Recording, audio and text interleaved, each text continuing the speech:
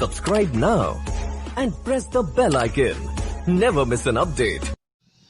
आज हम लोग कक्षा 10 का विषय गणित अभ्यास 7 निर्देशांक ज्यामिति का इस वीडियो में हम लोग पढ़ेंगे दो बिंदुओं को मिलाने वाली रेखा का मध्य बिंदु ज्ञात करना।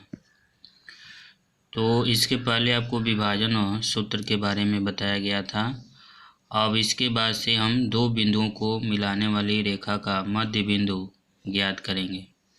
तो यहाँ पे मान लीजिए यहाँ पे दो बिंदु दिए गए हैं ए और बी, यह ए है और बी है, ठीक है।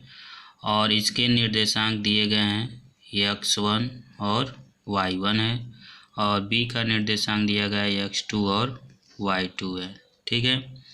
तो ए और बी को मिलाने वाली रेखा का अगर मध्य बिंदु, ठीक है, मध्य बिंदु मान लेते हैं P यहाँ पे दिया गया, जो मध्य बिंदु होगा क्या होगा, ए और बी का बीच का पॉइंट होगा, ठीक है ना।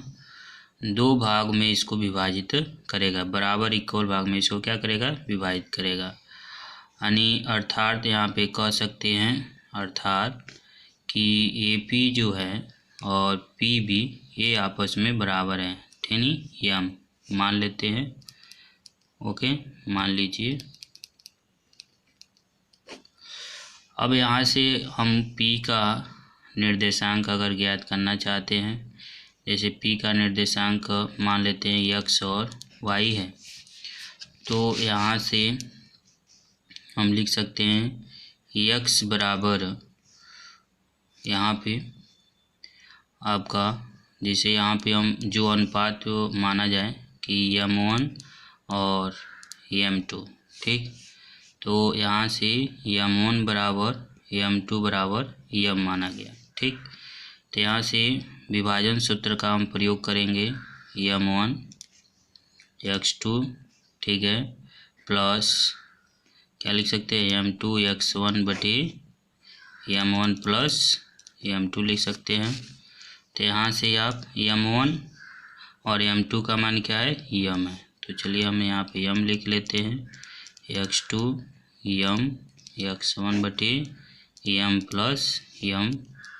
तो m कॉमन हो जाएगा, तो x2 प्लस x1 बटे 2m, m से m कट जाएगा। तो इसको हम एक क्रम में लिख लेते हैं x1 प्लस x2 बाई 2, ठीक। इसी प्रकार y का निकालते हैं m1 y2 plus m2 y1 बटे m1 प्लस m2। तो यहाँ से m y2 m y1 बटे m प्लस m।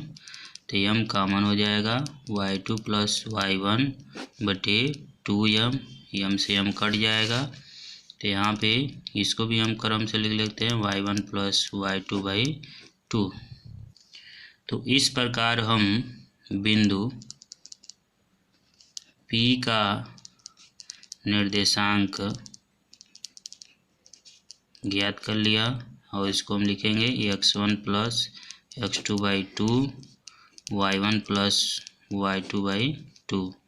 यही होता है मध्य बिंदु का निर्देशांक। अगर कोई दो बिंदु दिए गए हैं और दो बिंदुओं को मिलाने वाली रेखा का मध्य बिंदु का निर्देशांक अगर हमको ज्ञात करना हो तो हम इस फार्मूले के माध्यम से ज्ञात कर सकते हैं, ठीक है ना।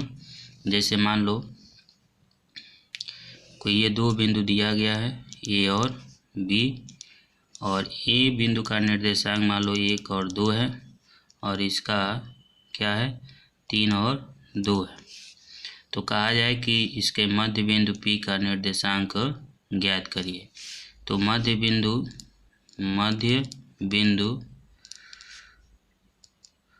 P का निर्देशांक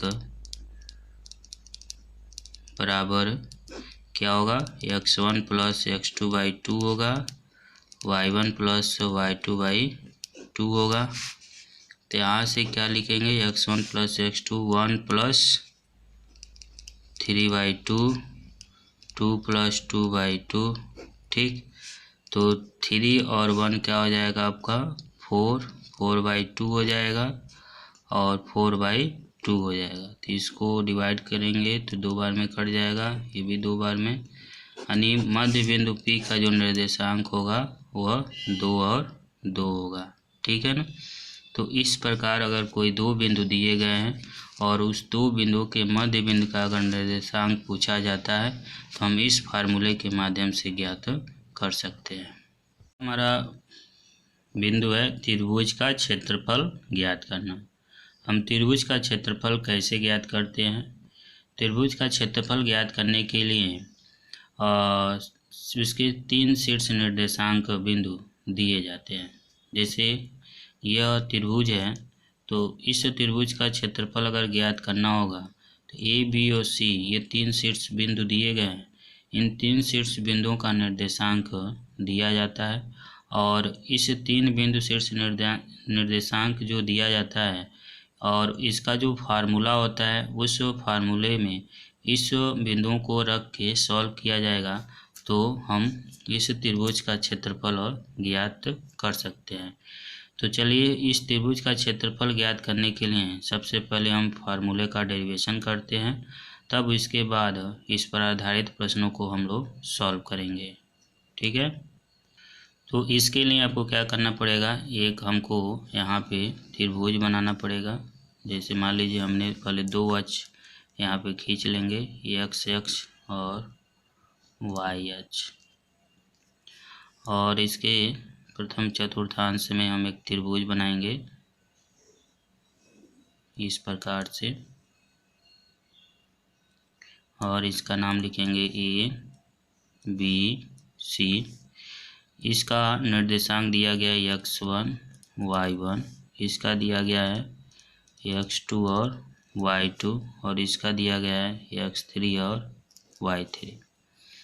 अब यहाँ से क्या करना है कि बिंदु B से x अक्ष पे लंब डालेंगे तो क्रमशः यम बिंदु पर मिलता है, और बिंदु A से x अक्ष पर लंब डालेंगे तो n पे मिलता है, C से डालेंगे तो ये P बिंदु पर मिलता है। ये मान लेते हैं O बिंदु है आपका।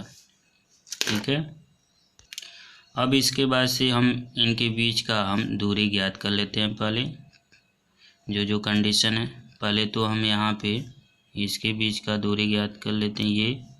ये आपका y2 है और यहाँ से यहाँ तक क्या है y1 है, और यहाँ से यहाँ तक क्या है y3 है। ठीक है।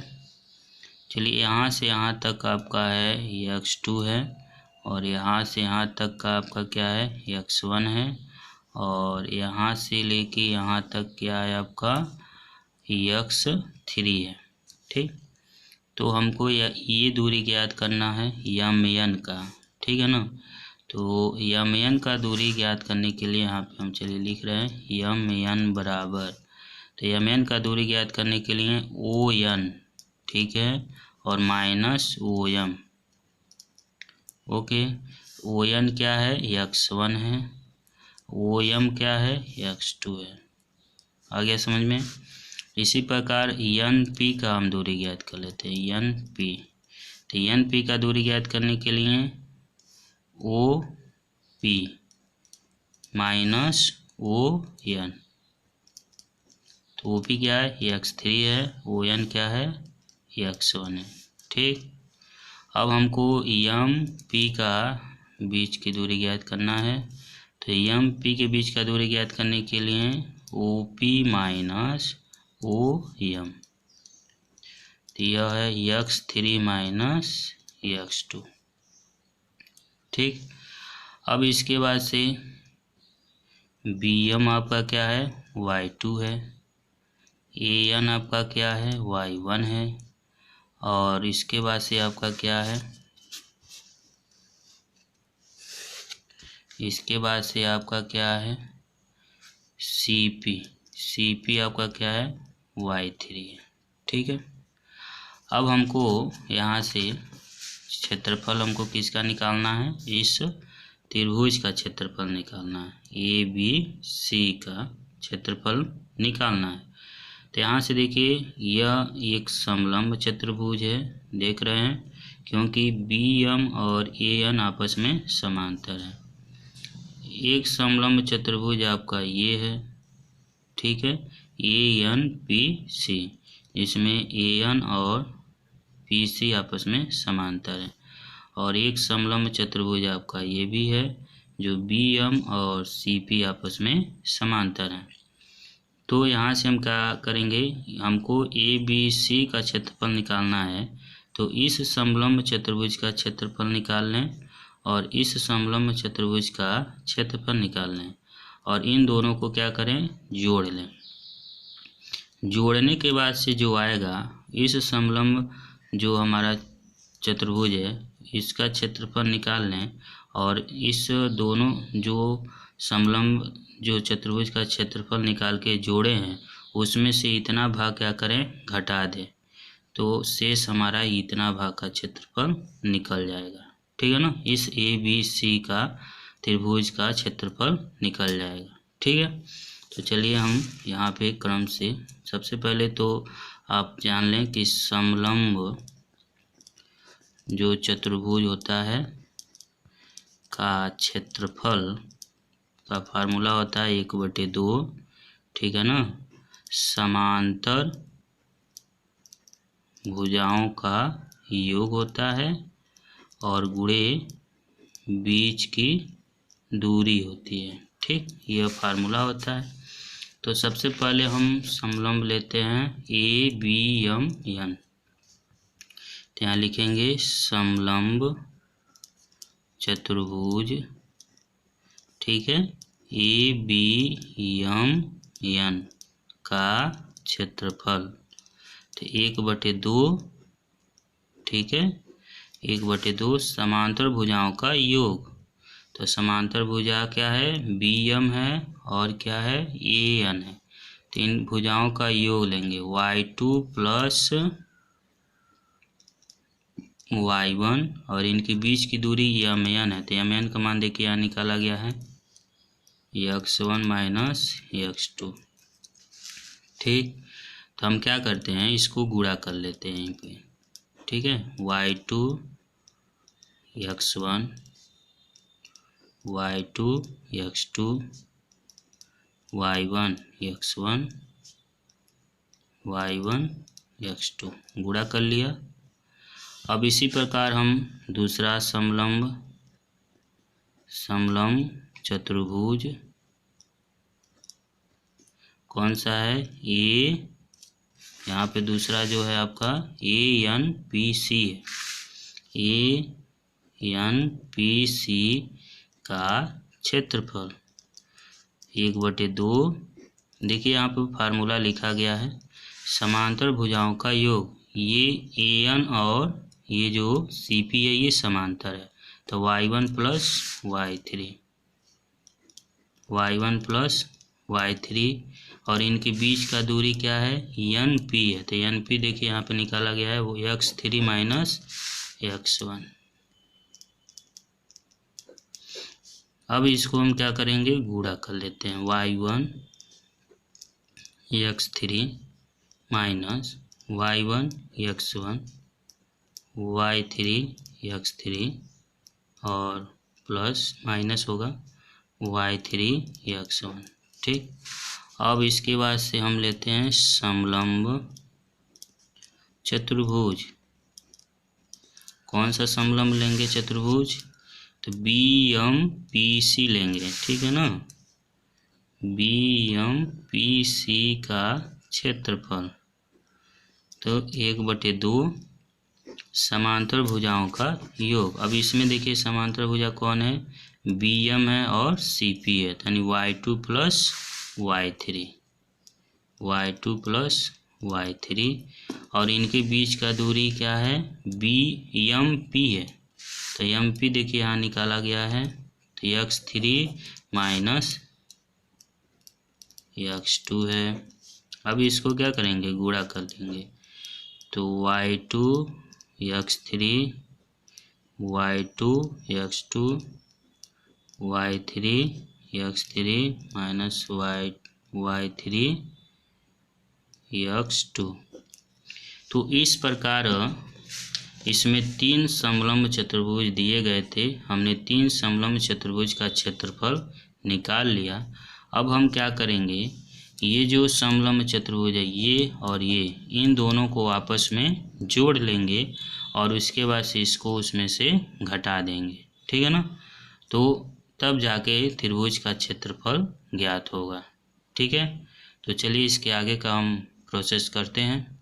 अब यहाँ पे हम लिखेंगे त्रिभुज ABC का क्षेत्रफल बराबर, ठीक है ना, क्या लिखेंगे, समलंब चतुर्भुज, ठीक है,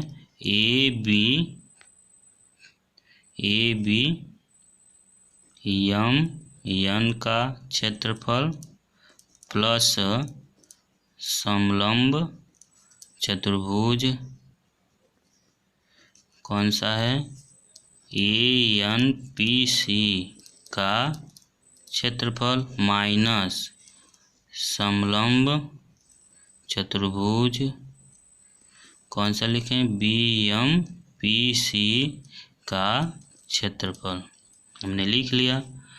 अब यहाँ से 1/2 समलंब चतुर्भुज ABN का क्षेत्रफल यहाँ पे लिख लेंगे, 1/2 y2 x1 y2 x2 y1 x1 y1 x2 plus 1/2 y1 x3 y1 x1 y3 x3 और y3 x1, ठीक, माइनस 1/2 क्या लिखेंगे यहाँ पे,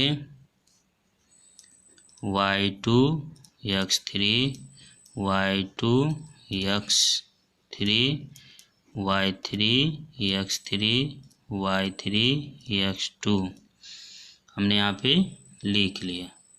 लिखने के बाद से यहाँ से देखिए 1/2 आपका कॉमन है सब जगह से, तो हमने कॉमन कर लिया। अब सबको एक पास ऐसे हम लिखेंगे, y2 x1 y2 x2 y1 x1 y1 x2 plus y1 x3 y1 x1 y3 x3 y3 x1, यहाँ पे माइनस है, इस चीज़ का ध्यान देना है, तो minus y2 x3 plus y3 x3 minus y3 x3 plus y3 x2।